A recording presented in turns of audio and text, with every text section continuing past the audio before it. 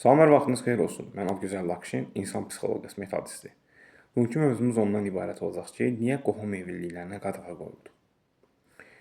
Elmi cəhətdən nə qədər sübut olunsa ki, qohum evliliyindən doğan, dünyaya gələn uşaqlar xəstə olurlar, yaxud səhhətlərində irəli zamanlı çox qlobal problemlər, məsələn, indiki zamanda çox sürətlə yayılan və çox can alıb ölümlərinə səbəb olan xərçəng xəstəliyi olsun, yaxud beyin daxilində olan travmalar olsun, bu kimi şeylər meydana gəlir.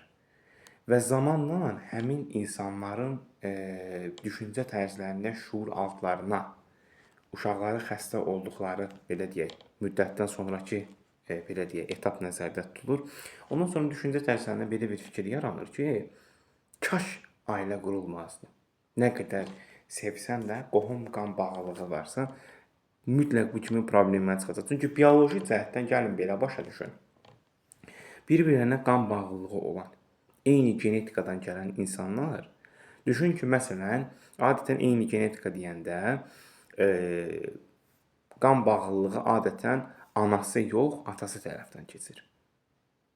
Məsələn, gedib sən bir növ belə deyək, anan yox, atan tərəfdən bir növ sənin ailənin içi kimi bildiyin və sənin bacın kimi bildiyin, amma bacın olmayan biri ilə ailə həyatı quracaqsansa, sənin təbii ki, düşün ki, evin içərisi ilə münasibətin var. Və nəticə etibarı ilə də həmin doğulan xəstə uşaq irəli zamanda sonradan sənə səhv hərəkət olduğunu, yaxud peşmançılıq hissi gətirdiyini bir növ şuur altına yeridəcək.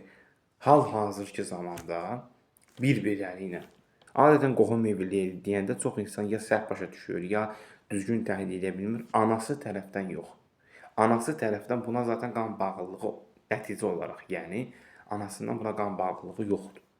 Çünki genetikanın təməlini doğru dinləndirsə və hətta biraz qeyri-etika doğru gedə bilər, amma normal, bioloji bir şeydir. Toxumu səpən anası deyil buna atasıdır. Və son olaraq da bu kimi şeyləri təbii ki, ayırd edənlər var, yaxud edə bilməyənlər də var.